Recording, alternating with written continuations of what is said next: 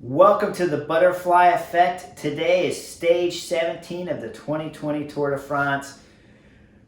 What can I say? It was a great day of racing. Some of my favorite kind of racing because it wasn't just strong guys battling out, last guy standing. It was also a bunch of tactics involved in the day. Right away, 5 riders are established and they're all big names of this year's Tour de France. Alaphilippe, Carapaz, yesterday's winner, Kamna, all 5 riders in this group had won stages in a Tour de France sometime in the past, even as soon as yesterday with Kamna, of course. They get 6-minute lead. It was a strange tactic, I thought, with Jumbo-Visma to keep the leash so short. I really thought it was dangerous to have the break brought back and have to deal with time bonuses with Pogačar possibly gaining some more time on Primož Roglič. And we all know the tables can be turned and Primož Roglič could possibly win the stage and gain time bonuses himself. But with a 40-second lead, I think that's comfortable going into the last time trial of this 2020 Tour de France for Primož to be able to hold off and win the Tour de France. So I really thought with Jumbo-Visma, they were risking maybe more than they could gain on the stage, but it made for great racing. And right away, when we started the first of 2 epic climbs, the Col de Madeleine, you saw the Bahrain McLaren team get to the front and start driving it. And normally, early in the Tour de France, I think that's a crazy tactic for another team, especially with a rider like Michael Landa, to really put his team on the front when you haven't shown that you could win a stage. But at this moment, all they're doing is they're throwing a Hail Mary. Folks, it's just a Hail Mary. They're running out of mountain stages. They haven't won a stage. It happens every year at the Tour de France, this late in the stages when there's not many mountain stages left. There's really a time trial, 2 flat days. You know who's going to win the flat days. So if you don't have a sprinter, then you got to go for this mountain stage. I got a lot of people on Twitter texting me, what is Bahrain doing? Folks, all it is a big Hail Mary. But they don't have Aaron Rodgers on the team. But even without Aaron Rodgers, if that's your only chance, you got to throw the Hail Mary out there. So I loved it. On the Col de Madeleine, they bring the gap down to 3 minutes. By the top, they're at 2 minutes. And then we get to see Alaphilippe at his best, his most strongest discipline, just carving up the descent and trying to gain some of that time lost going up. He's trying to gain it going down, taking maximum risk. We see Dan Martin actually just get ridden off the group of 4, so he leaves 3 at the front to go ahead and start the last climb together. Bahrain, McLaren did a great job of bringing the gap down as far as they could. You could see they were going to run out of guys, but that was okay. Landa knew that he either had to be good or not good to win this stage. In the end, he wasn't, but it was a great tactic because it was the only tactic you can play. You can say, well, how much are you helping Jumbo-Visma? You're helping them a lot, but if the break stays away, there is no stage win. So all Landa can hope for is that the group becomes small, it's a tactical battle, and he has fabulous legs where he can sneak away while the favorites, the top 3 on the general classification, watch themselves, and they're really careful with their energy, and Landa can slip away. Instead, the opposite started to happen. His team started putting nails into Landa's legs, his own legs actually, his team doing it. But then with 4K to go, when UAE Emirates with second place rider Tadej Pogačar, when they accelerate, that shells everybody and leaves just the favorites in this Tour de France up front.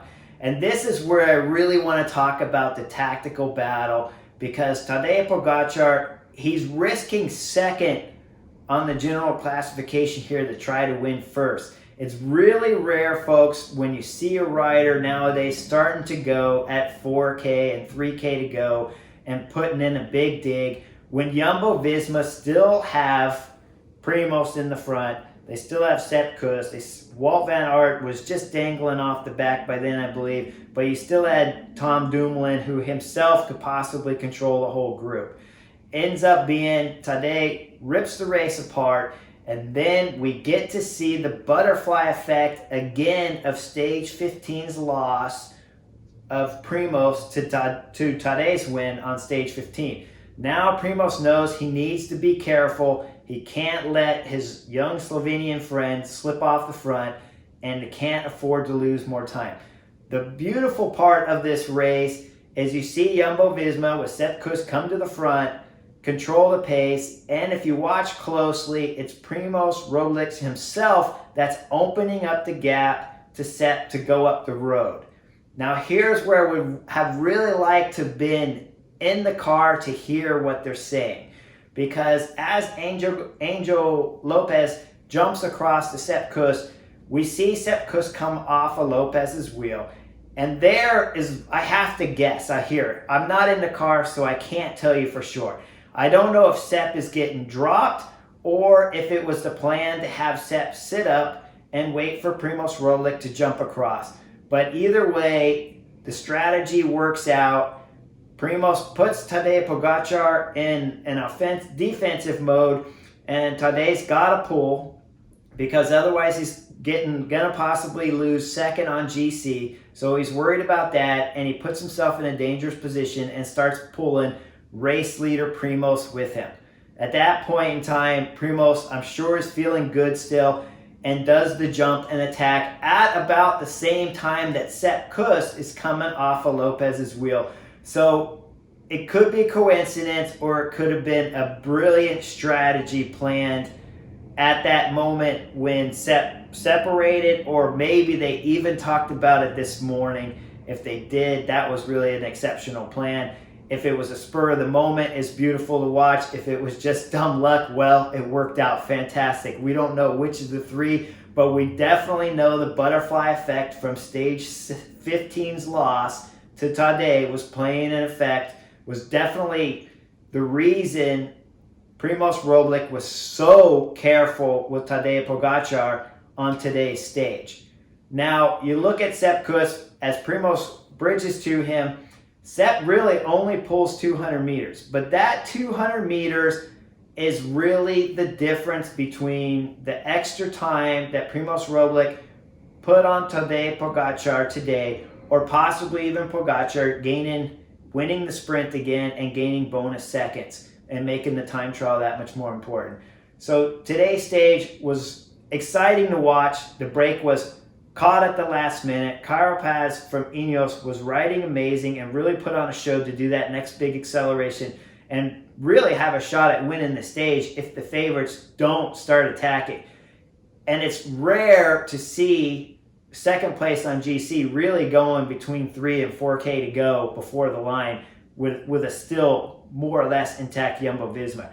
So we really got a show for the breakaway riders, and then the GC's battling out, and then of course it comes back for the stage. Was it an exciting thing to race? Primoz Roglic really timed his effort perfectly. You see where Tadej's trying to drive and almost ready to reattach to him, and then Primoz saved just enough for one more hit on that climb to extend that gap and extend his chances of winning this year's Tour de France. I hope you enjoyed my take on the butterfly effect. See you real soon. Well, you can't disappear just yet. After I finished shooting this video, on Velo News was an interview with Sepp Kuss about his final ride on today's stage 17 of the Tour de France. He lets us all know and answers my question that I put out there, whether or not if it was a planned in the meeting attack at the finish of the stage for Roglic to bridge up or not. In the interview on Velo News, he says as he was riding that Primoz Roglic came up to him and told him to go up the road and try to win the stage. He would open the gap. He would follow the others.